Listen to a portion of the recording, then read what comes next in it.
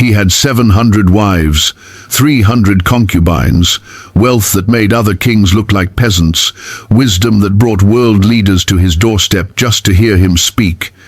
And at the peak of it all, when he finally had everything a human being could possibly want, Solomon looked at his life and said it was all smoke, vapor, meaningless. How does the wisest man who ever lived end up saying that? What did he see that most people spend their entire lives missing? Solomon tested everything you're chasing right now: money, pleasure, success, achievement. He had unlimited resources to pursue it all, and he came back with a warning. If you ignore what he learned, you'll waste decades discovering it yourself. Solomon's story isn't what you think. He started with the right request, built something extraordinary, then slowly compromised until everything unraveled. 1 Kings shows us his rise. Ecclesiastes shows us what he concluded after testing every path you're considering right now. These 32 lessons can save you from the regret Solomon carried to his grave. He didn't write Ecclesiastes at the beginning of his life. He wrote it at the end, after he'd already made every mistake. He's not theorizing, he's warning you based on what cost him everything. Now, let's get started. Lesson 1. The question you ask God reveals what you actually believe about life. Solomon's father David had just died. The throne was his now, but the weight of it felt crushing. Israel was at a crossroads. The nation needed leadership. The people needed direction. And Solomon, despite being David's son, felt completely unprepared for what was ahead. Then one night, God appeared to him in a dream at Gibeon. The creator of the universe stood before this young king and made an offer that would define everything. Ask for whatever you want me to give you. Think about that moment. Unlimited options, no restrictions. Solomon could have asked for anything, a long life that would let him enjoy his reign for decades. Wealth that would make him the richest man in history, military might that would crush every enemy threatening Israel's borders, power, influence, comfort, anything. 1 Kings 3 verse 9 records what came out of Solomon's mouth instead. Give your servant a discerning heart to govern your people and to distinguish between right and wrong. He asked for wisdom, not as an add-on to other requests, not as one item on a list, just wisdom. That single request revealed something profound about what Solomon believed would actually make his life work. He understood that without wisdom, everything else becomes a burden you don't know how to carry. Wealth without wisdom destroys you. Power without wisdom corrupts you. Long life without wisdom just means more years of making the same mistakes. Get wisdom first, and you'll know what to do with everything that follows. Your prayers expose what you actually believe will save you. What you ask God for reveals what you think will fix your life. Solomon knew that the right foundation determines everything else. Lesson 2. Humility is the doorway to wisdom. But catch what Solomon said right before he made that request. 1 Kings 3 verse 7 records the words that came before the ask.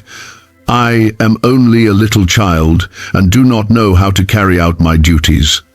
This wasn't a performance. This wasn't false modesty designed to impress God. Solomon genuinely felt overwhelmed. He looked at the responsibility in front of him, leading an entire nation, and he felt small, inadequate, out of his depth. That moment of honest humility became the doorway to everything that followed. The moment you think you've figured life out is the moment you stop learning. The moment you believe you have all the answers is the moment you close yourself off to wisdom. Solomon became the wisest man who ever lived because he started by admitting what he didn't know. He didn't pretend. He didn't fake confidence. He didn't feel. He stood before God and said, I don't know how to do this. I need help. That posture is where real understanding begins. The people who stay stuck are the ones who can't admit they need help. They'd rather fail alone than learn from someone else. They'd rather preserve their image than acknowledge their limitations. Solomon teaches us that wisdom doesn't come to the person who thinks they're already wise. It comes to the person who knows they're not. Lesson 3. When you prioritize what matters, everything else falls into place. God's response to Solomon's request revealed a principle that would govern the rest of his life. 1 Kings 3 verse 13 records what happened next. Moreover, I will give you what you have not asked for, both wealth and honor, so that in your lifetime you will have no equal among kings. Solomon asked for wisdom. God gave him wisdom and threw in everything else he didn't ask for: the wealth, the honor, the influence. All of it came as a result of prioritizing the right thing. This wasn't a magic formula. It was a principle about ordering your life correctly. When you get the foundation right, other things naturally align. When you chase everything except the foundation, nothing stabilizes. Solomon discovered that wisdom acts as a multiplier. It makes you better at everything else you attempt. The riches Solomon never requested became his because he requested the one thing that would teach him how to handle riches. The honor he never sought found him because he sought the wisdom that would keep him from being destroyed by honor. Here's where this principle gets tested immediately in your own life. You're going to face situations where the wise choice looks like the costly choice, where doing the right thing seems like it will set you back, where prioritizing wisdom feels like you're sacrificing opportunity. Solomon teaches us that short-term costs for long-term wisdom always pay off. What looks like a sacrifice now becomes the foundation for everything later. And what happened next in Solomon's story proved this principle in a way that shocked everyone watching. Because two women were about to walk into his court with a problem no one else could solve, and what Solomon did in that moment would prove that his request for wisdom wasn't just words, it was real. And it was about to change everything. Lesson 4. Real wisdom reveals itself in how you handle conflict. Two women stood before Solomon's throne. Both of them were prostitutes. Both of them had given birth to sons around the same time. Both of them lived in the same house. And both of them claimed the same living baby as their own. The story they told was horrific. One woman's baby had died in the night. She woke up to find her son dead beside her. And according to the other woman, the mother of the dead child had switched the babies while everyone slept. She took the living child and left the dead one.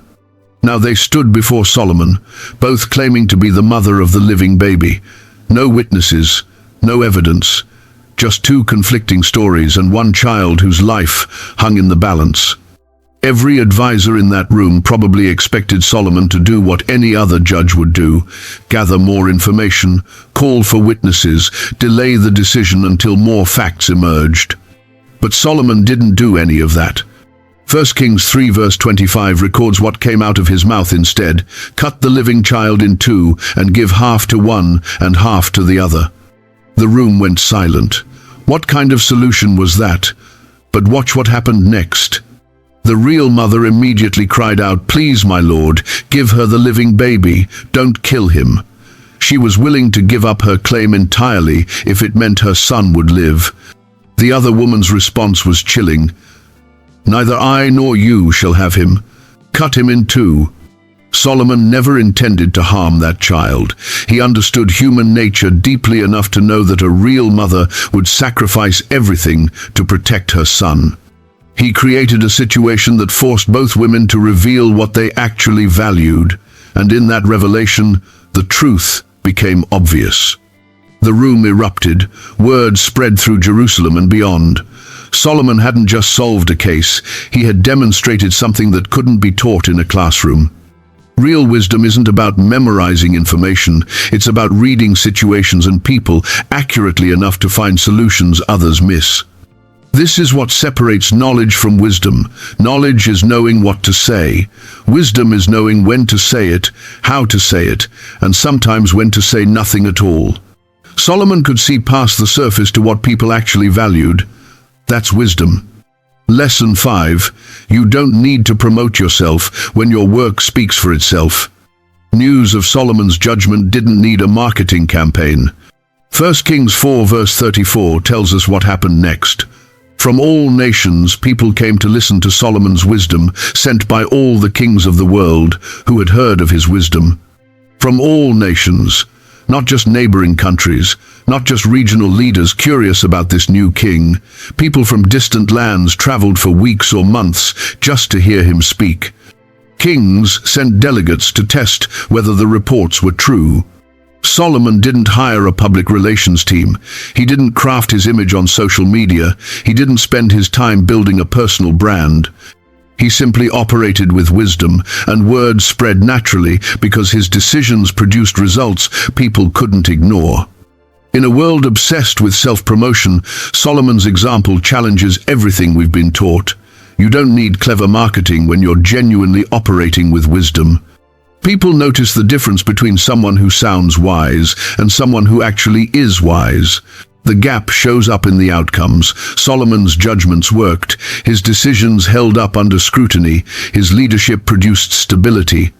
When world leaders showed up to verify the reports, they found he was even more impressive in person than the stories suggested. That kind of reputation builds itself. You don't have to announce your wisdom. Your decisions announce it for you. Lesson 6. Wise leadership creates stability for everyone. Under Solomon's rule, something remarkable happened to Israel. 1 Kings 4 verse 25 paints the picture. During Solomon's lifetime, Judah and Israel, from Dan to Beersheba, lived in safety, everyone under their own vine and under their own fig tree. This wasn't just prosperity, it was stability. Every person had their own vine and fig tree, a Hebrew way of saying everyone had security, provision, and peace. This wasn't wealth built on exploitation or oppression. It came from wisdom guiding decisions at every level. When wisdom governs your life, stability follows naturally. Financial stress decreases because you're making better decisions with money. Relationship conflicts reduce because you're handling disagreements with discernment. Career confusion clears because you're operating with clarity about your path. This isn't luck, it's not random chance, it's the natural result of consistently wise choices compounding over time. The reverse is also true, and Solomon would learn this the hard way later. Unwise decisions compound into chaos. One bad choice leads to another, and suddenly you're managing crisis after crisis, wondering why life feels so unstable. Solomon shows us that stability isn't something you chase as a separate goal, it's what happens when wisdom guides your path. Get the decisions right, and stability takes care of itself. But Solomon understood something about legacy that most people completely miss. What he did next reveals a principle that could change how you spend your time starting today. Because he's about to stop focusing on his own reign and start building something that would outlast him by centuries. Most people spend their entire lives accumulating things that die with them. Solomon was about to do something different, and the lesson in what he built will challenge everything you think matters about success. Lesson 7. The most valuable thing you can build is something that outlasts you. Solomon made a decision that would consume 7 years of his life. He was going to build a temple for God, not a modest structure, not something functional but forgettable. 1 Kings 6 verse 38 marks the completion of something that would serve generations after he was gone. This wasn't about ego. It wasn't about leaving behind a monument to himself. Solomon understood that most people spend their entire lives accumulating things that die with them. Cars rust. Houses crumble. Bank accounts get spent by the next generation. Achievements get forgotten within a few years. He invested in something permanent, something that would matter long after his name was just a memory. That shift in perspective changes what you consider worth your effort. Think about what you're building right now. Not what you're acquiring, not what you're consuming. What are you actually building? And here's the harder question. Will it matter after you're dead? Most of what we chase dies with us. The promotions we fought for become irrelevant the day we leave the company. The money we accumulated gets divided among people who didn't earn it. The status we built evaporates the moment we're gone. Solomon teaches us to think beyond our own lifespan, to invest our time and resources in things that will serve people we'll never meet. That kind of thinking forces you beyond self-centered ambition into something that actually lasts. Lesson 8. Excellence honors what you're building for. But the temple wasn't just functional. 1 Kings 6 verse 22 describes the level of detail Solomon brought to this project. Gold overlaying everything, precise measurements down to the smallest detail, craftsmanship that required the best artisans in the known world. Solomon understood something crucial. When you're building something that matters, you don't cut corners. Excellence isn't optional. It's how you honor the purpose of what you're creating. This principle applies to whatever you're doing right now. Your work, your relationships, your character development. Are you approaching them with excellence or just doing enough to get by? Are you bringing your best or offering your leftovers? The standard you accept becomes the life you build. If you settle for mediocrity in small things, you'll settle for it in everything. Your tolerance for good enough in minor areas trains you to accept good enough in major ones. Solomon teaches us that excellence isn't about perfectionism. It's not about being paralyzed by the fear of making mistakes. It's about bringing your best to what matters. It's about refusing to offer God or anyone else your second-rate effort. When you're building something meant to last, the quality of your work becomes part of the message. Sloppy work says you don't really care. Excellent work says this matters enough to do right. What happens next in Solomon's story reveals something most people never consider about prayer. Because when Solomon stood before that temple to dedicate it, what came out of his mouth wasn't what anyone expected. And the lesson in his prayer will completely change how you talk to God starting today. Lesson 9. Prayer should extend beyond your immediate needs. Solomon's dedication prayer in 1 Kings 8 went on for pages, but what makes it remarkable isn't the length, it's the scope. Solomon didn't just pray for himself. He didn't just pray for his generation. He prayed for future generations who would come to this temple centuries after he was dead. He prayed for foreigners who would hear about God and travel to Jerusalem seeking truth. He prayed for people who would sin and need a way back to God. He prayed for soldiers going into battle. He prayed for droughts and famines that hadn't happened yet. He looked far beyond his own moment and considered the long arc of what God was doing. When you pray, are you only thinking about your immediate problems, your current crisis, your pressing need? Solomon teaches us to pray with a longer lens, considering impact beyond your lifetime and blessing beyond your circle. That kind of prayer changes you. It pulls you out of self-centered thinking and connects you to something larger than your own circumstances. Your perspective shifts from what can God do for me right now to what is God doing in the world that I can be part of. Most of our prayers are just wish lists. We want God to fix our problems, improve our circumstances, make our lives more comfortable. Solomon shows us what it looks like to pray with vision that extends beyond our own needs. Lesson 10. Success is never unconditional. After the dedication, after the glory of God filled the temple, after everything seemed perfect, God appeared to Solomon again. And 1 Kings 9 verse 4 records words that should have served as a permanent warning. If you walk before me faithfully as David your father did, with integrity of heart and uprightness, I will establish your royal throne over Israel forever. Notice the if. All the promises came with a condition: obedience, faithfulness, integrity. Solomon heard this clearly. God wasn't saying, "You've made it, you can relax now." He was saying, success isn't automatic just because you started well. You have to maintain the faithfulness that got you here. This is where most people fail. They work hard to build something, they finally achieve success, and then they think they can coast. They assume the disciplines that got them there are no longer necessary now that they've arrived. Solomon had wisdom, he had God's favor, he had everything going for him, and still God said, if you remain faithful, if you maintain integrity, if you keep walking in obedience. You can have wisdom and still fail if you don't apply it consistently. You can know the right thing and still lose everything if you don't do it.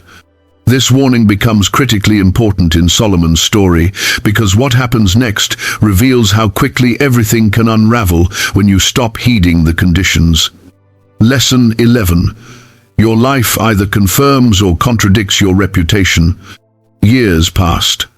Solomon's reputation spread across the known world, and eventually, it reached the ears of the Queen of Sheba, a powerful ruler from a distant land.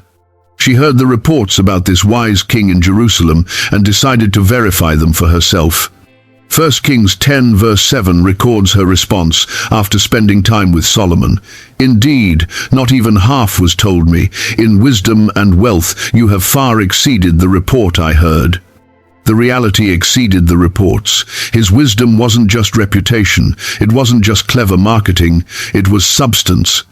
When someone actually showed up to verify the stories, they found Solomon was even more impressive in person than the reports suggested. Your life is either backing up what people hear about you or exposing a gap between your image and your reality. Solomon's wisdom could withstand scrutiny. His character held up under examination. The person he was in private matched the reputation he had in public. This is the test that actually matters. Not what people assume about you from a distance, not what your social media presence suggests about your life, but what people discover when they get close enough to see how you actually operate, when they're in the room with you, when they see how you treat people who can't benefit you, when they watch how you handle situations where no one is watching. The Queen of Sheba's visit was a test Solomon passed, but something was happening in Solomon's life during these peak years that would prove devastating. He was making small compromises that seemed manageable at the time, and those compromises were about to cost him everything he built. If you're still watching, this is where Solomon's story shifts from inspiration to warning. Because the wisest man who ever lived was about to make a series of decisions that would destroy everything he spent decades building. And the scary part? It didn't happen all at once. It started with compromises that seemed small, reasonable, manageable. The kind of compromises you're probably making right now without realizing how much they're costing you. Lesson 12. Compromise never stays small. 1 Kings 11 verse 1 makes a statement that should have raised immediate alarms. King Solomon, however, loved many foreign women besides Pharaoh's daughter: Moabites, Ammonites, Edomites, Sidonians, and Hittites. On the surface, this might have seemed like smart politics. Marriages created alliances. Foreign wives brought diplomatic connections. In the political calculations of that era, Solomon's marriages made strategic sense. But these marriages came with consequences Solomon didn't anticipate. Or maybe he did anticipate them and convinced himself he could manage them. Maybe he thought, "I'm the wisest man alive. I can marry these women without letting their beliefs influence me. I'm strong enough to keep this contained." That's how compromise always works. It starts small. It seems manageable. You tell yourself you can handle it. You're smart enough, strong enough, disciplined enough to keep it under control. Solomon probably told himself the same thing. He was building temples to God.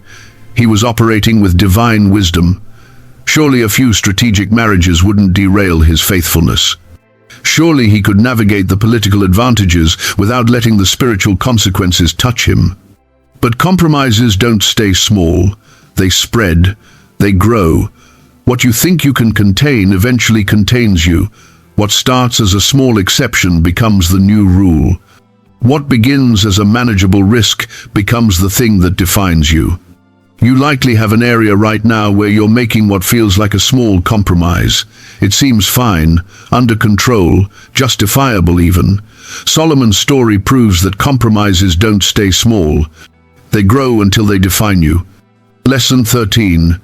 You become like what you surround yourself with.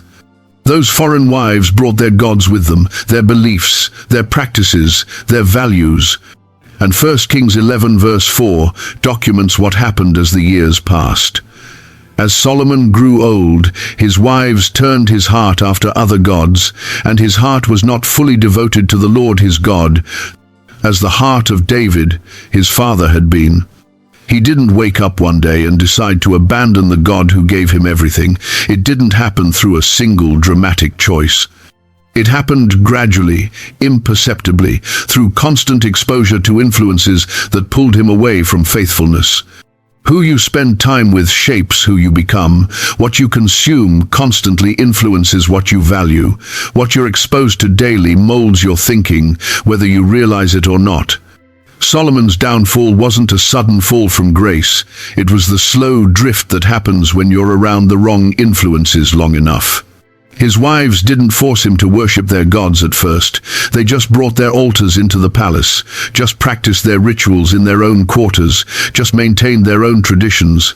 Small exposures, gradual acclimation. And over time, what seemed foreign became familiar. What seemed wrong became tolerable. What seemed unthinkable became acceptable. That's how influence works. It doesn't announce itself as danger. It comes in disguised as tolerance, open-mindedness, cultural sensitivity. This applies to everything in your life. Your friendships, what you watch, what you read, who you follow online, what podcasts you listen to, what conversations you engage in. All of it is shaping you every single day, whether you notice it or not.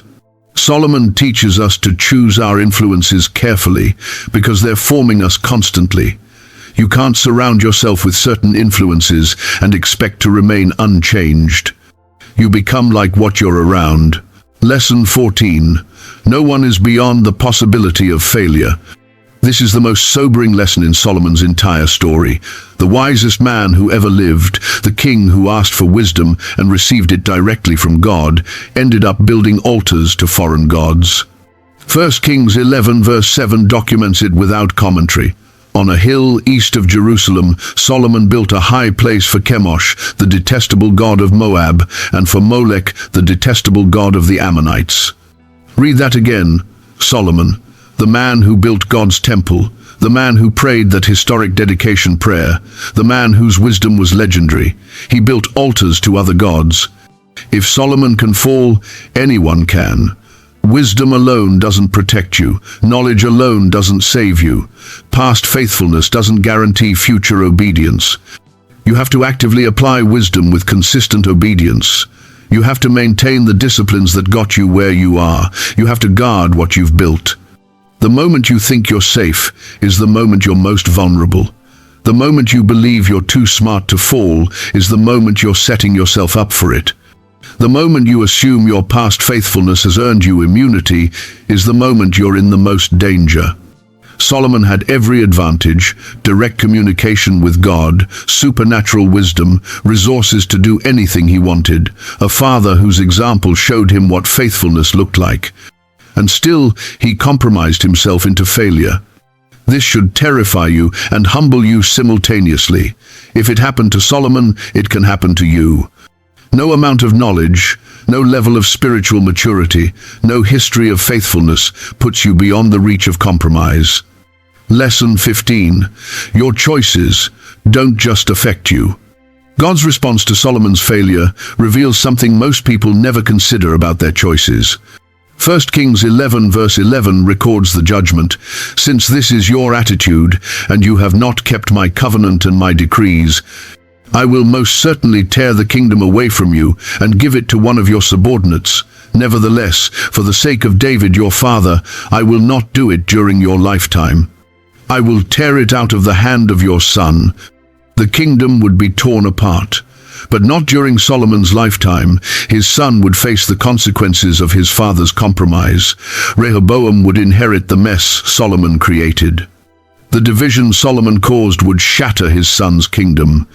Your choices ripple into the next generation. What you're doing today is either blessing or burdening the people who come after you. Your kids, your students, your employees, the people you're leading, the people who will inherit what you build.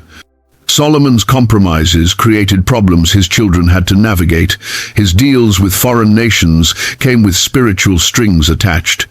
His political alliances created division that would tear the kingdom in two after his death. He made choices that seemed beneficial in the moment, but caused suffering later. This is the hidden cost of compromise that most people never consider. You might escape the consequences in your own lifetime.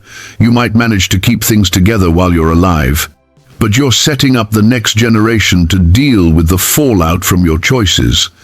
The person who thinks only about their own life is creating problems for people they claim to love. The decisions you're making today don't just affect today.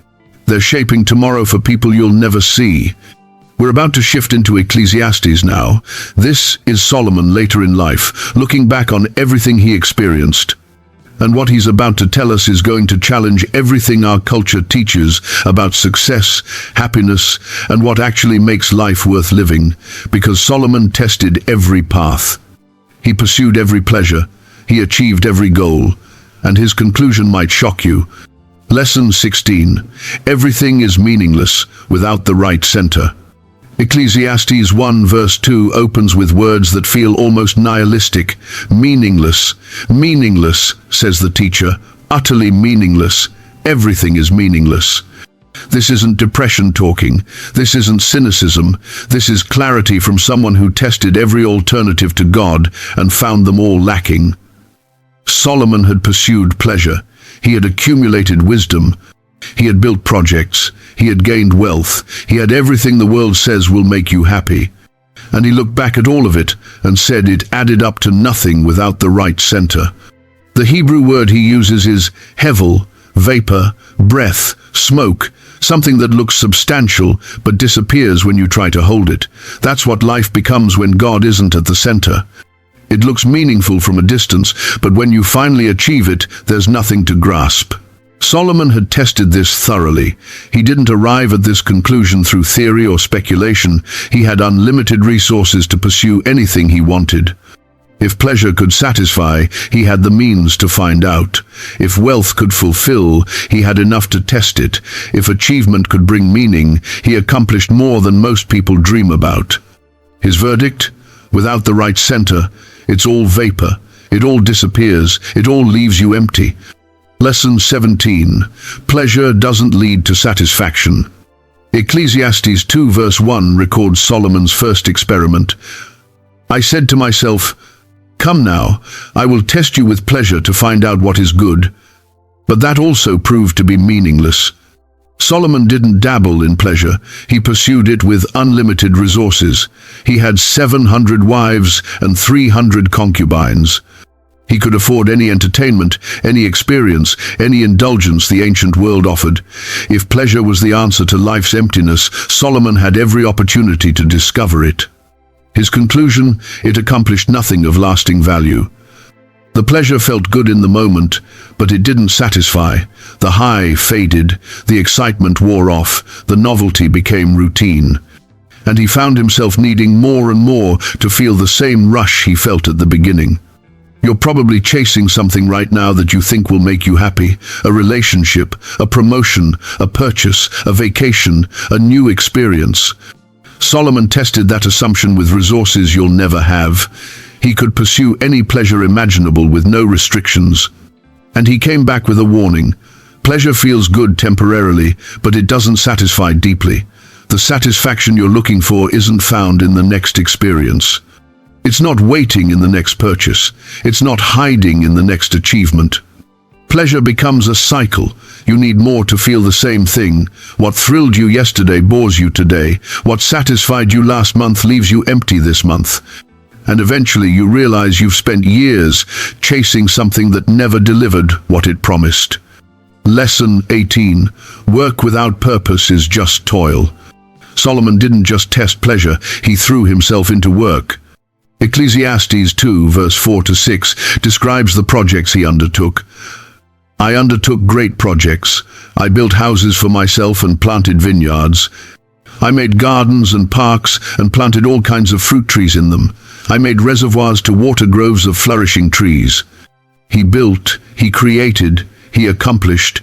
He had projects that would make modern entrepreneurs envious. And then Ecclesiastes 2 verse 17 records his conclusion.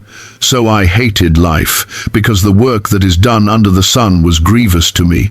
All of it is meaningless, a chasing after the wind. The work itself wasn't the problem. Working without purpose was. Building just to build, creating just to create, achieving just to achieve. Solomon realized he would toil his whole life and then leave everything to someone else who might waste it all. Are you working just to work? Climbing a ladder without knowing where it leads? Building something without knowing why? Solomon learned that labor needs meaning beyond the paycheck. Otherwise, you're trading your life for something that will ultimately frustrate you. This is why so many successful people feel empty. They achieved the goal, they got the title, they made the money, they built the thing everyone said would make them happy. And then they realized it didn't satisfy them the way they thought it would.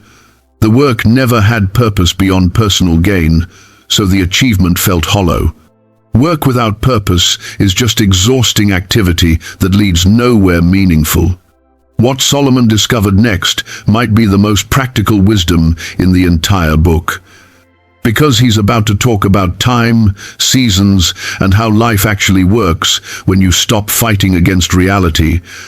These next lessons could change how you approach every decision you make this week. Lesson 19. Life has rhythms you need to recognize. Ecclesiastes 3 verse 1 contains one of the most quoted passages in the Bible. There is a time for everything and a season for every activity under the heavens. Then Solomon lists them. A time to be born and a time to die, a time to plant and a time to uproot, a time to tear down and a time to build, a time to weep and a time to laugh. Solomon understood something most people fight against their entire lives. Life has natural rhythms. There are seasons for different activities. Trying to force the wrong thing at the wrong time creates unnecessary struggle. Trying to harvest when you should be planting leads to frustration. Maybe what you're attempting isn't wrong, but the timing is off. Maybe you're trying to force something that needs to wait. Maybe you're pushing for a harvest when you're supposed to be sowing. Solomon teaches us to recognize seasons and move with them instead of against them. This is practical wisdom for right now in your life. That business idea might be right, but not yet. That relationship might be good, but not now. That move might be necessary, but not today. That conversation might need to happen, but not in this moment. Timing matters as much as the decision itself. You can have the right idea at the wrong time and create disaster. You can make a good choice in the wrong season and watch it fail. Wisdom includes recognizing which season you're in and acting accordingly. Lesson 20. Isolation is dangerous. Solomon's observations continued, and Ecclesiastes 4 verse 9 to 10 addresses something fundamental about how life works. Two are better than one because they have a good return for their labor. If either of them falls down, one can help the other up. But pity anyone who falls and has no one to help them up. Solomon had everything: wealth, power, wisdom, resources. Yet he learned that relational connection matters more than personal achievement. He discovered that trying to do life alone leaves you vulnerable and ineffective. Are you trying to do life alone right now? Building your career in isolation, processing your problems by yourself, making major decisions without input, carrying burdens no one else knows about. Solomon warns that this approach is dangerous. You need people, not as tools to use, not as stepping stones to climb, but as genuine companions who walk with you. They multiply your effectiveness when things go well. They catch you when you fall. They see what you miss. They challenge what you need challenged. Two are better than one, not because you're weak, but because that's how life is designed to work. Community isn't optional for a healthy life. Connection isn't a luxury. Isolation is a vulnerability you can't afford. The person who insists on going it alone isn't strong. They're setting themselves up for a fall that no one will be there to help them recover from.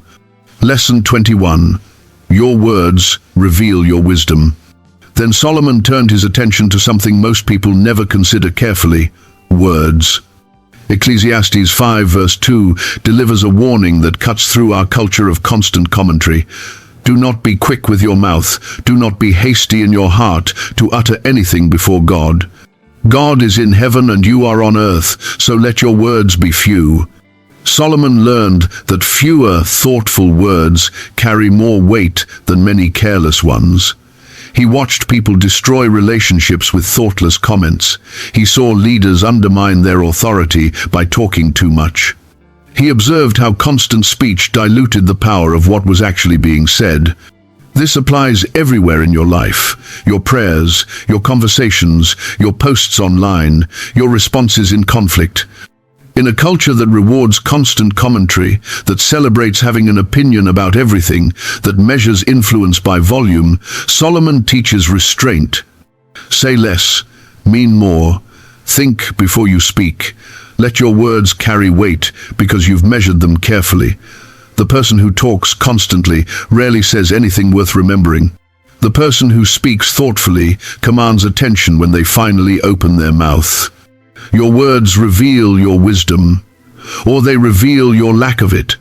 Every sentence is either building your credibility or eroding it. Every comment is either adding value or adding noise. You've made it halfway through these lessons, and if you're still here, what comes next might be the most practical wisdom Solomon offers. He's about to address money, satisfaction, and what actually makes life good. Because Solomon didn't just philosophize about these things, he tested them with unlimited resources. And his conclusions are going to challenge everything you believe about what you need to be happy. Lesson 22. More money just creates more desire. Ecclesiastes 5 verse 10 is direct and uncomfortable. Whoever loves money never has enough. Whoever loves wealth is never satisfied with their income. This too is meaningless. Solomon had unlimited wealth. He could test this assumption thoroughly.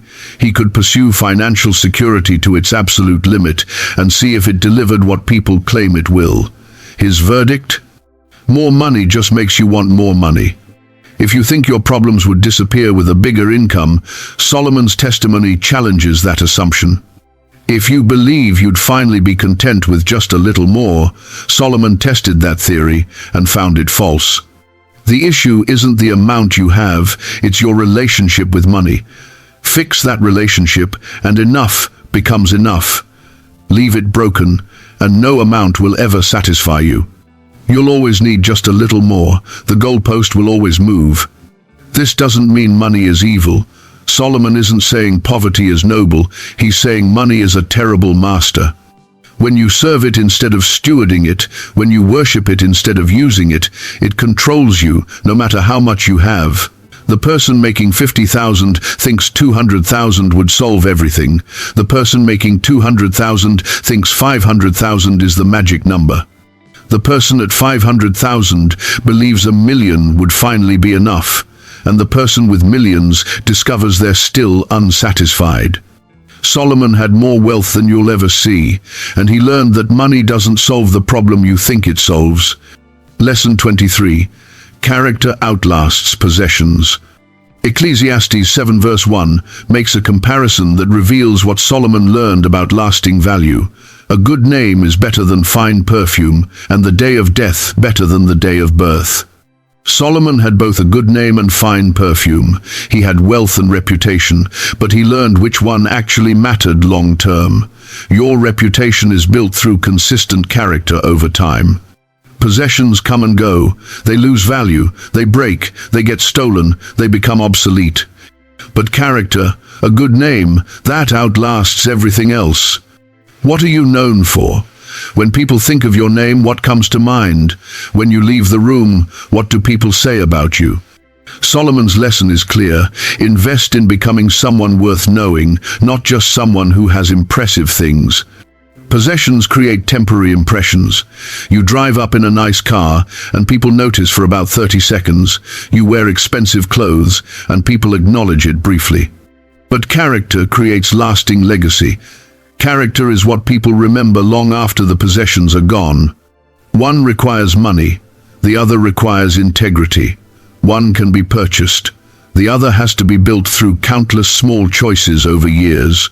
One impresses strangers. The other earns trust from people who actually know you. Lesson 24. Wisdom protects in ways money can't.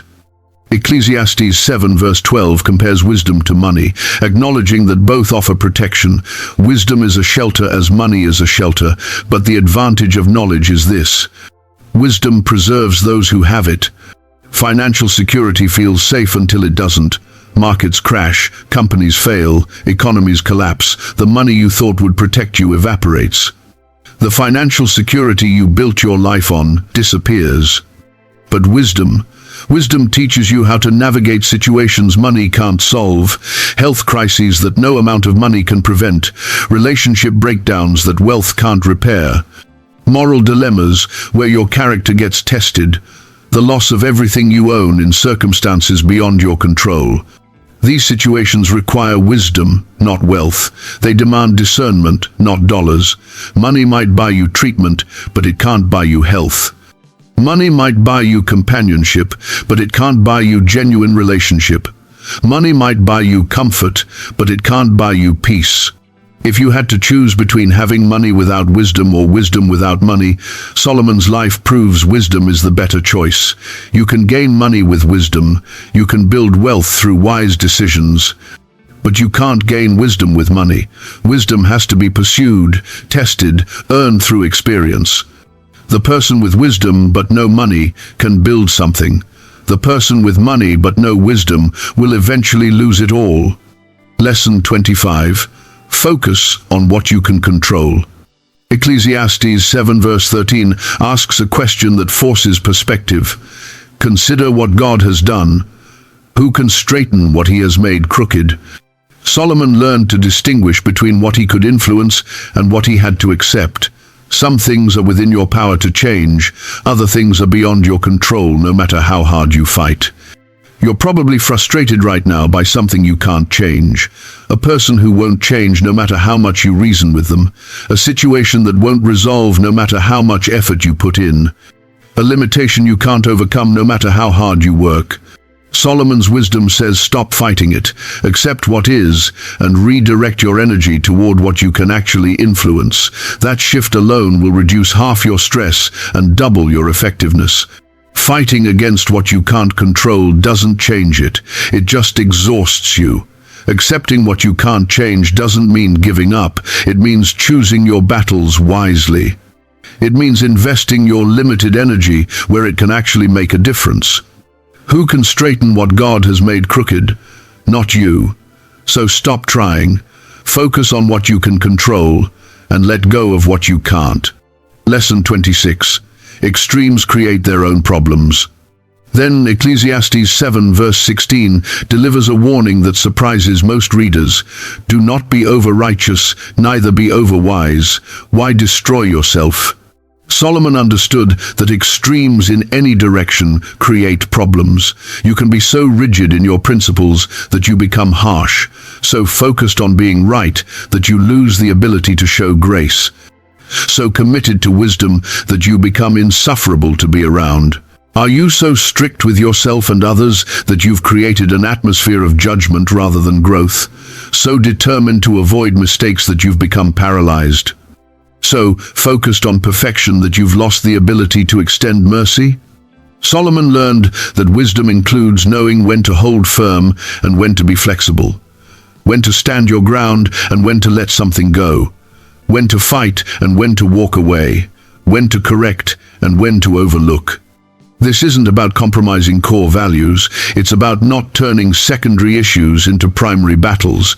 It's about maintaining perspective when you're tempted toward extremes.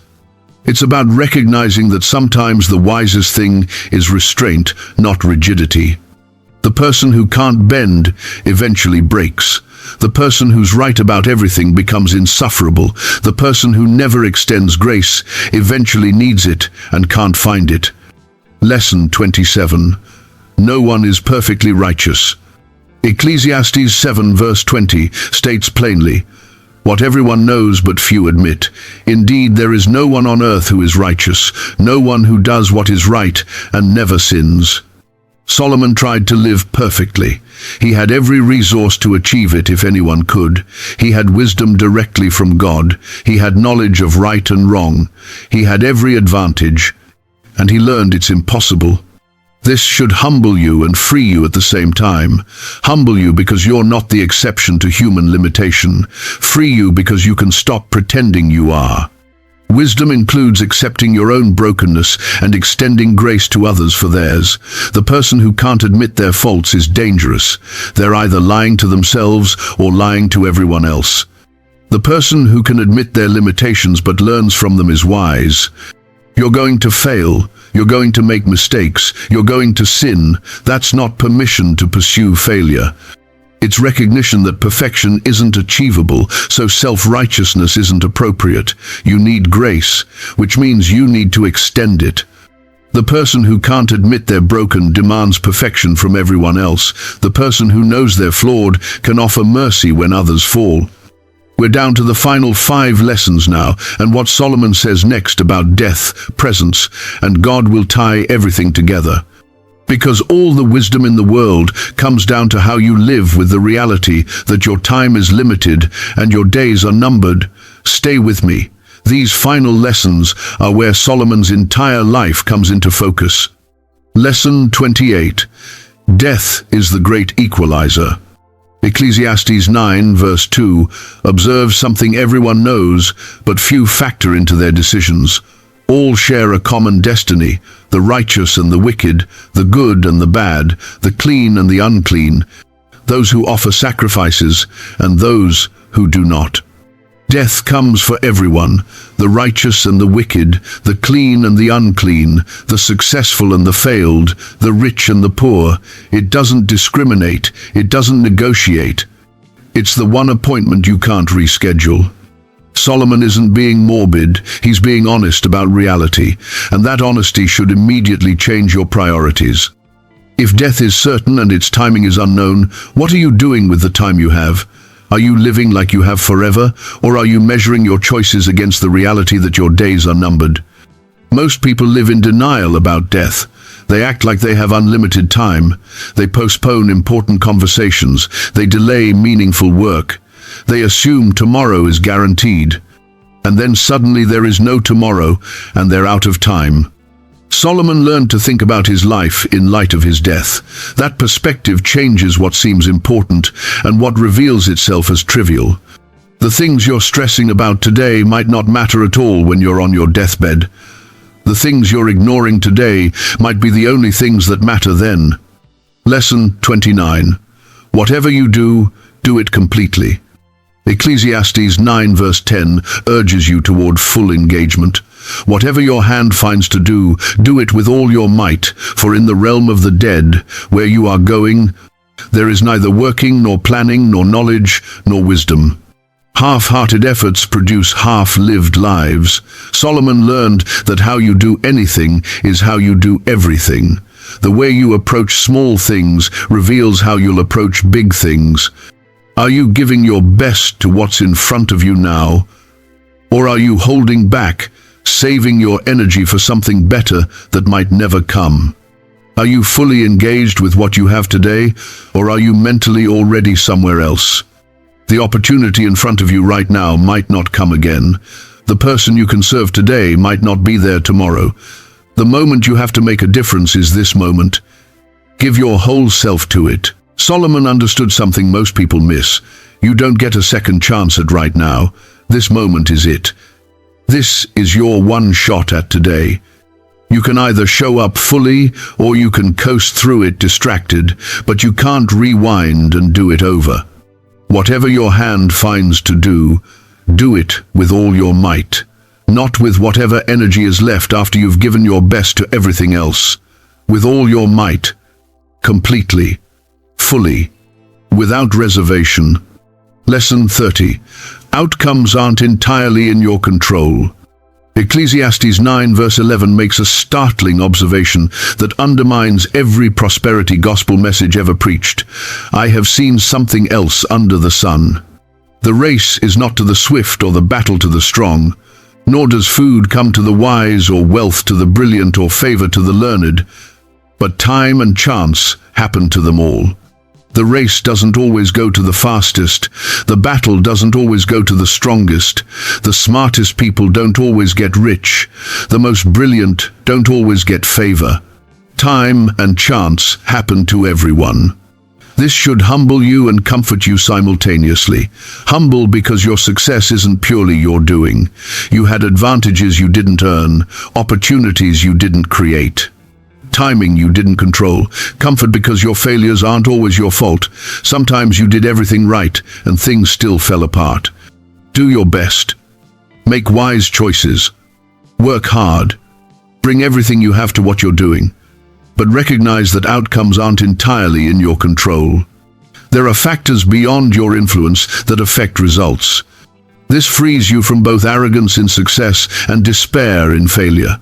When you succeed, you can celebrate without thinking you're superior to everyone else. When you fail, you can learn without thinking you're inferior to everyone else. Time and chance happen to everyone. The swift sometimes lose, the strong sometimes fall, the wise sometimes go hungry. That's reality. Accepting it doesn't mean giving up. It means maintaining humility and perspective regardless of outcomes. Lesson 31. Wise words endure. Ecclesiastes 12 verse 11 compares the words of the wise to tools that prod and anchor. The words of the wise are like goads, their collected sayings like firmly embedded nails given by one shepherd. They prod you forward when you're stuck. They give you something solid to hold on to when everything else is shifting. They endure long after the person who spoke them is gone. That's what you're receiving right now. Solomon's words, thousands of years old, still prod and anchor. True wisdom transcends time because it addresses what doesn't change about human nature. The circumstances change, the technology changes, the culture changes, but human nature remains constant.